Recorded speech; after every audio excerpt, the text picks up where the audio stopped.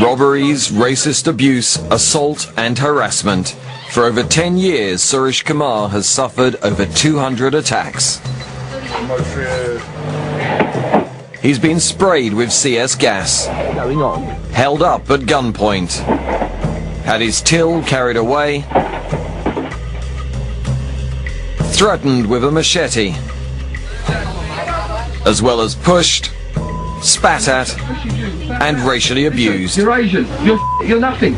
After each attack, Suresh called the police, but despite the CCTV evidence, nearly all his attackers have escaped justice. They've broken my nose, they've broken my cheekbone. How many people have actually been arrested or convicted? Actually arrested about eight people. About 8 people? 8 people.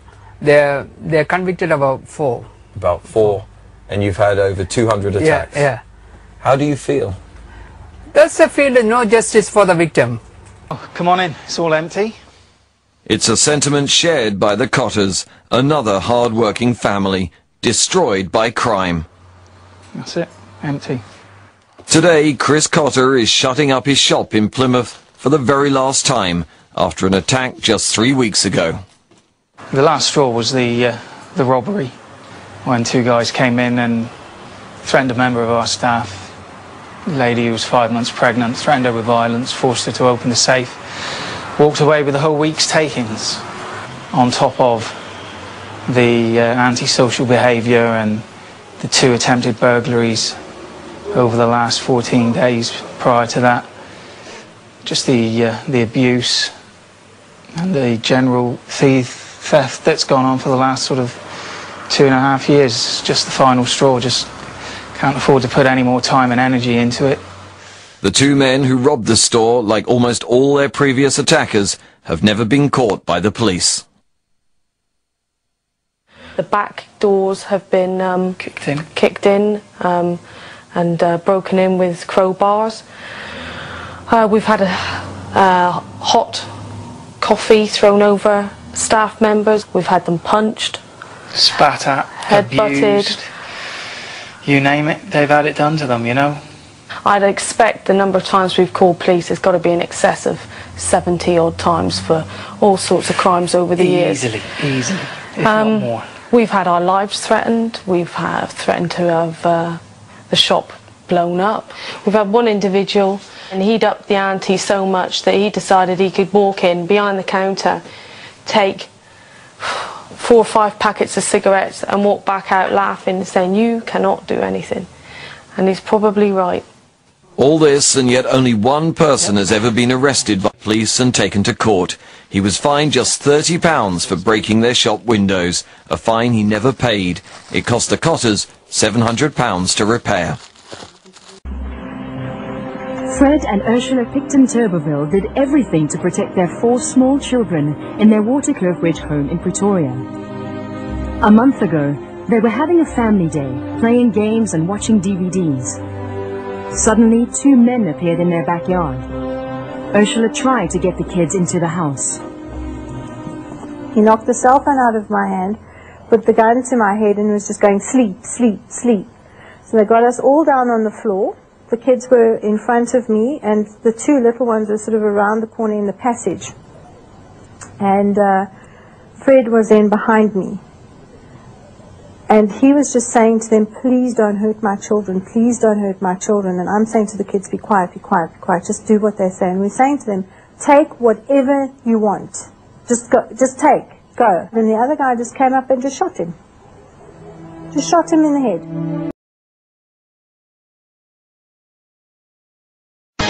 And as he's coming through, she shot him. He went down, and then she ran out her front door with the shotgun in her hand. This registered sex offender is dead. The woman who shot him will not face criminal charges. Her harrowing Halloween story tops our news today at 5.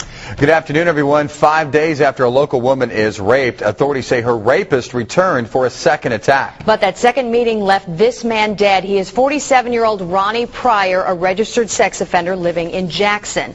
The victim, a 57-year-old woman living here in Cape Girardeau. Now, we're not going to release her name nor where she lives, but authorities want us to tell you about what she did to protect herself from being attacked a second time. It's our top story today at 5. Cape Girardeau County prosecuting attorney Morley Swingle was writing up charges against Ronnie Pryor when he got the word that Pryor had died. Instead of filing the charges on him, I began a letter to Chief Kennison letting him know that the woman in this case, a 57-year-old woman, is not going to be charged with any sort of crime. Swingle's letter lays out a harrowing story that begins 5 nights ago when a man breaks into the woman's home through a basement window and rapes her. She had seen his face and had described these unusual black spots on his face, these blemishes, but she didn't know him. He was a complete stranger. Cape Girardeau police begin working the case and patrolling the woman's neighborhood. In the meantime, she gets her basement window fixed and borrows a friend's 12-gauge shotgun. Just after midnight on Halloween, the nightmare begins again. The woman hears a car door slam and calls 911. Once they satisfied her and themselves that nobody was there, they left. She was then watching TV, and at about 2:15 in the morning, suddenly her power went out. Swingle says Ronnie Pryor had broken back in through the same basement window and cut off the electricity. She got spooked when electricity went out. She got a shotgun, and she sat in a chair listening. Then she heard somebody slamming against her basement door in her kitchen, and she went and looked at that kitchen door, and he slammed it a second time and actually broke through it. And as he's coming through, she shot him. He went down, and then she then ran out her front door with the shotgun in her hand, got to a neighbor's and was pounding on the door, screaming for help. Officers arrived in seconds to find Pryor stumbling through the victim's backyard. He died at a local hospital 7 hours later. Rape conviction. Got a 10-year prison sentence in November of 1989. Morley Swingle calls Ronnie Pryor a career criminal with 11 felony arrests and 5 convictions. Having just fought to protect Missouri's new rules on sex offenders and Halloween, Swingle sees the bizarre timing of this already closed case. If Ronnie Pryor had pulled off what he intended to pull off, it would have been a registered sex offender raping a woman on Halloween. It's just that she had taken steps to make sure it wasn't going to happen to her again by notifying the police department, by asking for the extra patrols, and by arming herself with a gun. Cape Girardeau County Coroner John Clifton tells me he plans to rule Ronnie Pryor's death as a justifiable homicide, agreeing with Morley Swingle that no charges will be filed. A robbery suspect is dead after a late-night robbery in Inglewood. Investigators now tell us a store customer gunned down the suspect. News Channel 5's Jeff Tang talked with one of the clerks who saw the entire thing happen. Sinkers Wine and Spirits lost some of the good stuff on Saturday night. Well, they just shot up some bottles. But Clifford Baxter is hardly upset. He's just happy to have survived the gunfight that took place in his store over the weekend. 2 armed men tried to rob Sinkers late Saturday. Well, I was coming out the back room when he started in the front door with a pistol in his hand, and I immediately went back to the back to call 911. Meanwhile, police say the suspects pointed a gun at store clerks and forced 2 customers to the ground. But one of the customers was carrying a gun and ended up using it. I heard the shooting. Baxter believes the customer and the suspects exchanged about 10 gunshots. The would-be robbers tried to flee, but one of the men collapsed at the scene and died shortly after. Police say the citizen had a valid carry permit and a right to protect himself.